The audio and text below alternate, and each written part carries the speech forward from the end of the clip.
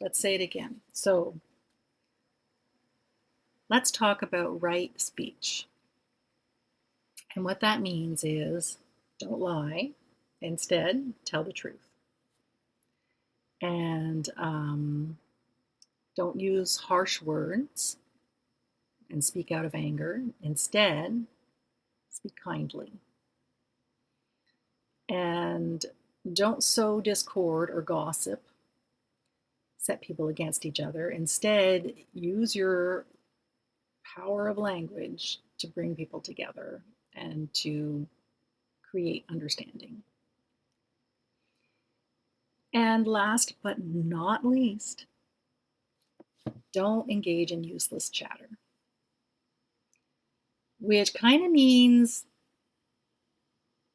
don't talk about the weather and, well, unless you want to discuss climate crisis, because that's important, but don't talk about the weather and politics and uh, business ventures and whatever it is that we actually talk about. Most of the news is useless chatter. And instead, talk about what really matters. Talk about spiritual stuff. Talk about meaningful things. All right. So that's what I try to do on this channel is I try to use right speech. I do my best not to lie. Although I do say I'm going to do this, that, and the other thing, and then I end up not doing it. But that's not a lie. That's just me changing my mind, right? That's fine.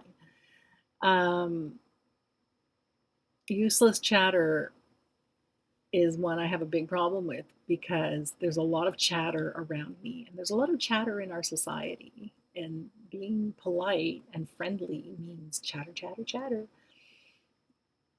And I'm not interested in it. I'm not interested in it at all.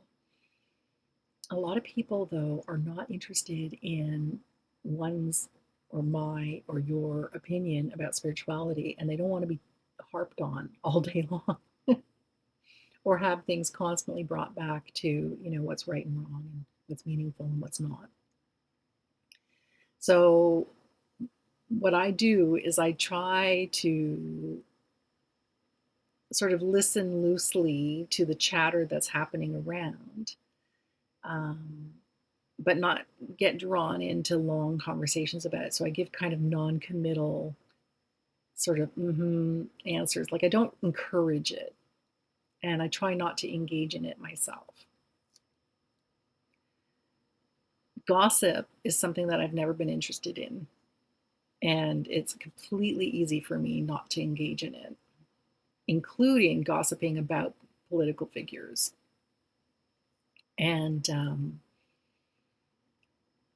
one might notice on my other social media platforms that I hardly ever say anything politically. And that's not because I don't have an opinion. I have strong opinions, but I keep them to myself. Um, and then that's part of not sowing discord, because people get very upset. In fact, I did express an opinion about obesity on a friend's feed, and there was a lot of upset that ensued. So it was a bit of a mistake. It's not like I brought that person closer to understanding my point of view, um, and I just made them feel bad. Not intentionally, but they were upset. They were angry. They didn't feel good because of my opinion, which is an opinion. It's not the truth. It's how I see things. That's it, right?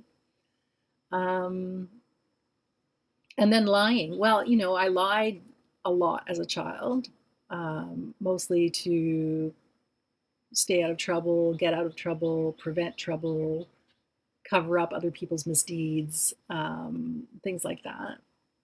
And I had a very heart to heart interaction with my mother actually about truth telling, and she really changed me, and she taught me, and she said to me that I could always tell her the truth no matter what. And I insisted that that meant, I said to her, I can tell you the truth if you don't get angry. And then she made a commitment not to become angry because of the truth. And then I told her some truths. And I could tell that she wanted to be mad, but she had just promised not to be.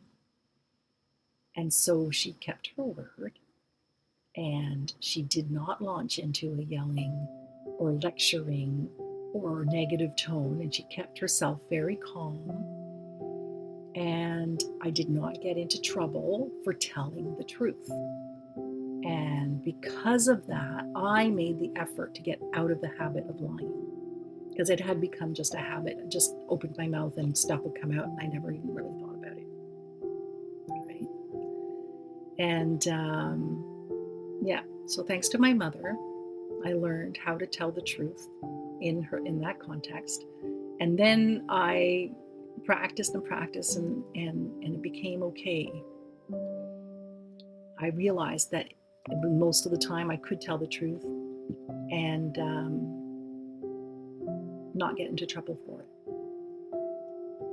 And that was really important because this was after I had undergone some traumas that I had been keeping secret. And because when I had tried to talk about it, the reactions were not good, or I was in trouble, or I was misunderstood. So my mom fixed it. I mean, I fixed it too, but she was very brave. I could see her struggle, and she succeeded in convincing me that she was trustworthy. All right, so that's it. Right speech. Try. It's not easy. If you have some bad habits, they're worth fixing. They make a huge difference in how you think. What you let come out of your mouth actually affects what comes up in your mind. All right. I love you lots. I'll see you later.